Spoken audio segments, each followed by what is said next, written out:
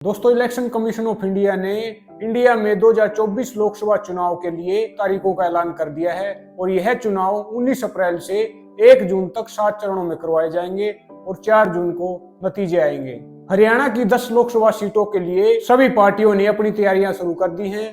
कांग्रेस की तरफ से 10 सीटों के लिए अपने उम्मीदवार फाइनल कर लिए हैं। कुरुक्षेत्र की सीट से सुशील गुप्ता को आम आदमी पार्टी के प्रदेश अध्यक्ष भी हैं, उनको टिकट दिया जा चुका है। अंबाला लोकसभा से बीजेपी की तरफ से बंतो कटारिया को टिकट दिया जा चुका है। कांग्रेस की तरफ से कई नामों पर चर्चा चल रही थी। उन नामों में सबसे बड़ा नाम था कुमारी शैलजा का।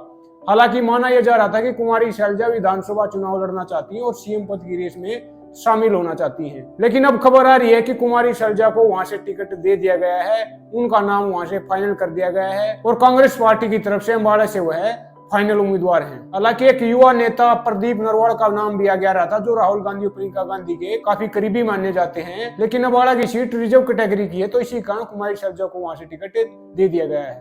अब बात करते हैं करनाल की। करनाल से चाणक्य पंडित का नाम सबसे आगे चल रहा था। चाणक्य पंडित कुलदीप शर्मा के बेटे हैं। कुलदीप शर्मा पहले भी लोकसभा चुनाव लड़ चुके हैं, हरियाणा विधानसभा स्पीकर रहे हैं, हरियाणा के कांग्रेस के दिग्गज नेता भी हैं, काफी लंबे समय से कांग्रेसी हैं, तो उनके बेटे चाणक्य पंडित को यह टिकट दे दिया गया है। सोनीपत से पिछली बार उपेंद्र सिंह हुड्डा रमेश चंद्र कौशिक के खिलाफ हार गए थे, लेकिन अब की बार कई नामों पर चर्चा चल रही थी। उन नामों में पदम सिंह दहिया, सुरेंद्र दहिया, जगबीर मलिक और ब्रजेंद्र सिंह का नाम भी आ रहा था। लेकिन अब ये खबर आ रही है कि भूपेंद्र सिंह हुड्डा को वहां से दोबारा चुनाव लड़ाया जाएगा और उनको ये टिकट दे दिया जाएगा। रोहतक से दीपेंद्र सिंह हुड्डा को टिकट दिया जाएगा, उनका टिकट लगभग फाइनल हो चुका है। दीपेंद्र हुड्डा ने रोहतक लोकसभा के लिए अपना चुनाव प्रचार जारी कर रखा है, वह गांव-गांव जाकर चुनाव प्रचार भी कर रहे हैं। खबर यह है कि बीजेपी की तरफ से अरविंद शर्मा को दीपेंद्र हुड्डा के खिलाफ दोबारा टिकट दिया जाएगा।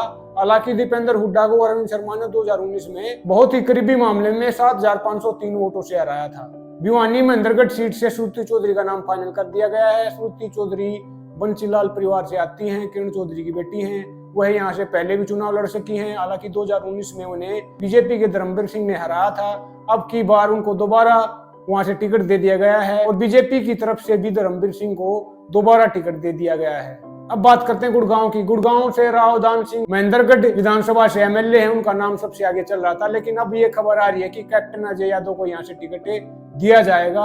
अगर कैप्टन अजय यादव इस टिकट पर चुनाव लड़ना चाहते हैं तो ठीक है, नहीं तो यह टिकट रावदान सिंह को दिया जाएगा। हालांकि कुछ समय पहले जितेंद्र भारद्वाज और राज बब्बर अभिनेता का नाम भी इस टिकट से उछल रहा था, लेकिन अब यह खबर फाइनल है कि अजय यादव को यह टिकट दे दिया जाएगा। फरीदाबाद से बीजेपी के कृष्णपाल गुर्जर के खिलाफ करण सिंह दलाल को टिकट दिया जाएगा, उनका नाम लगभग फाइनल कर दिया गया है। इससे पहले नील शर्मा का भी नाम उछल रहा था, लेकिन अब जातीय समीकरणों को देखते हुए कृष्णपाल गुर्जर के खिलाफ करण सिंह दलाल को टिकट दिया जाएगा। अब बात करते हैं हिसार की। हिसार में बीजेपी की तरफ से कैप्टन अभिमन्यु को टिकट दिए जाने की संभावना सबसे ज्यादा है, तो उनके खिलाफ कांग्रेस की तरफ से वीरेंद्र सिंह के लड़के, उन्होंने हाल ही में बीजेपी को छोड़कर कांग्रेस ज्वाइन की है, उनको टिकट दिए जाने की संभावना सबसे ज्यादा है। सुनने में आ रहा है कि ब्रजेंद्र सिंह को वहां से कांग्रेस की तरफ से टिकट दिया जाएगा। हालांकि जयप्रकाश जेपी का नाम भी वहां से काफी उछल रहा था, वह वहां से 3 बार एमपी भी रहे हैं। हालांकि उनको 4 बार हार का सामना भी करना पड़ा है। हिसार से संपत सिंह के लड़के गौरव संपत सिंह का भी नाम उछल रहा था, वही बॉक्सर विजेंद्र सिंह भी इस टिकट को चाहते थे। लेकिन अब यह खबर आ रही है कि ब्रजेंद्र सिंह को यहाँ से टिकट दिया जाएगा, वहां से उनका नाम फाइनल कर दिया गया है। अब बात करते हैं सिरसा की। सिरसा जो रिजर्व कैटेगरी की सीट है, सिरसा सीट पर कांग्रेस का काफी टाइम से राज रहा है। वहां पर कांग्रेस के 9 बार एमपी रहे हैं, 9 बार उन्होंने वहां पर जीत दर्ज की है। अब की बार बीजेपी ने वहां से डॉक्टर अशोक तंवर को टिकट दिया है। अशोक तंवर पुराने कांग्रेसी रहे हैं, वो हरियाणा प्रदेश कांग्रेस कमेटी के अध्यक्ष भी रहे हैं, लेकिन अब की बार उनको बीजेपी की तरफ से टिकट दिया गया है। हालांकि 2019 में उन्हें बीजेपी की ही सुनीता दुग्गल ने हराया था, लेकिन बीजेपी ने अब की बार सुनीता दुग्गल का टिकट काटकर अशोक तंवर को यह टिकट दिया है।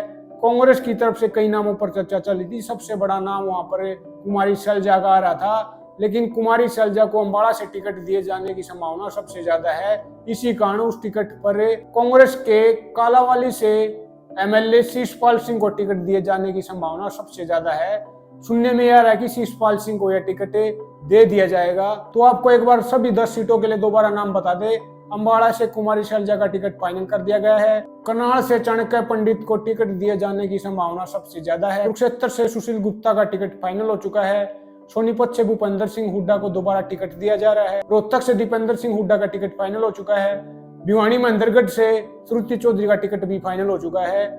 गुड़गांव से कैप्टन अजय यादव को टिकट दोबारा दिया जा रहा है। फरीदाबाद से कर्ण सिंह दलाल को बीजेपी के कृष्णपाल गुर्जर के खिलाफ टिकट दिया जा रहा है। हिसार से बीरेंद्र सिंह के लड़के ब्रजेंद्र सिंह को, जिन्होंने हाल ही में कांग्रेस ज्वाइन की है बीजेपी छोड़कर, उनको टिकट दिया जा रहा है। सिरसा से बीजेपी के अशोक तौर के खिलाफ कालावाली से एमएलए शिषपाल सिंह को यह टिकट दिया जा रहा है। तो ये था हरियाणा की 10 लोकसभा सीटों के लिए कांग्रेस के संभावित उम्मीदवारों का विश्लेषण।